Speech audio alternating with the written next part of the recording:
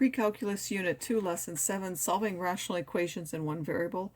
A rational equation is one that involves a ratio of a function like this, where you at least have 1 in the denominator.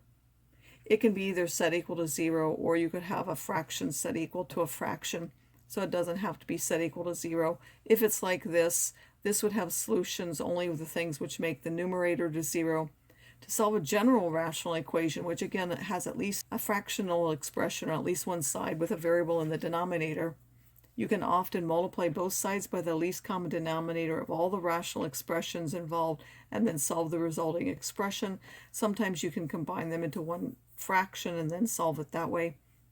Because we're multiplying by variables on both sides, you can get extraneous solutions, so make sure you check. So in this one, it has a least common denominator of x times x minus 1, because I need all of the denominators. So I'm going to multiply all parts, this side and this side, which I'm writing like this, x times x minus 1. Really, I'm multiplying both sides of that. So now I'm actually multiplying each part by that, which I've shown here. You don't have to actually do it yourself. If you want to, you can, but I've just shown it so that you can tell clearly what it is that I'm doing. When I take and multiply this one, the x minus 1 will cancel, so I'll be left with 3x. When I take this one and multiply, I'll be left with 2 times x minus 1, or 2x minus 2. And this side would be 8 times that, which will give me 8x squared minus 8x.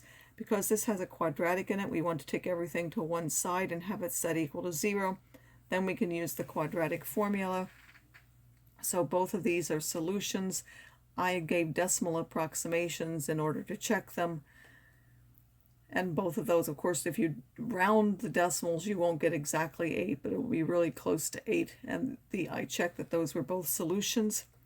For this one, again, this one I have to factor first because I need to see if it's related to this. So once I've factored it and found that yes, it is this multiplied by this, then this is the least common denominator. When I multiply this by that, the x plus 5 will cancel, and I'll be left with 3x times x minus 2. When I multiply this one times that, the x minus 2 will cancel, and I'll be left with x plus 5. And then this one, both of these will cancel, so I'll end up with just 7. Again, this happens to be a quadratic. This one factored. When I factor that, I again get 2 solutions. 2 cannot be possible because I can't put 2 in this function. If you put minus 1/3 in all the parts, this side will equal this side, and therefore this is a solution set.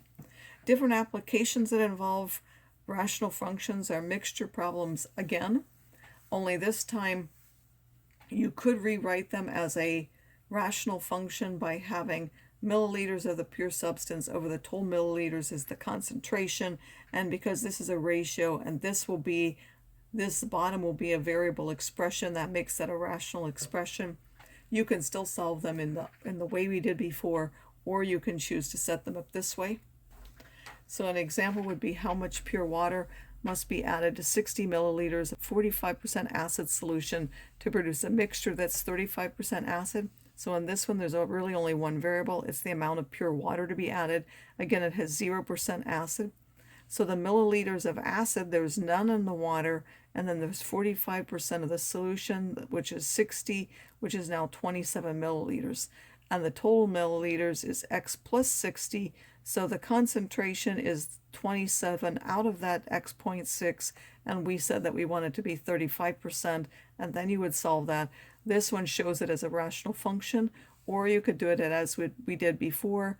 0 of the x amount, which was acid, has to be 45% of the 60. When those are added together, you have to get 35% of the total milliliters, which is now x plus 60, and solving this will lead to the same as this. Another expression that leads to a rational function is if we want to minimize a perimeter for a fixed area. So we will have a rectangle, and the fixed area of this will be a number, so maybe we'll know it's 20. We will relate y in terms of x and then find a perimeter expression. That perimeter expression will be a rational function, and then we'll use our calculator to minimize that. In a calculus class, you would use algebraic methods to come up with that directly without having to use a graphing calculator. So if x is the length and y is the width, we know the perimeter is 2x plus 2y and the area is x times y. we're told that the area is 250, so that means x times y is 250, or y is 250x. Now I can take that and replace the y in the perimeter expression with 250 over x, giving me this. And then if I graph that on my calculator and use the calc option for minimum to get the minimum, you will find that these are the minimum for that.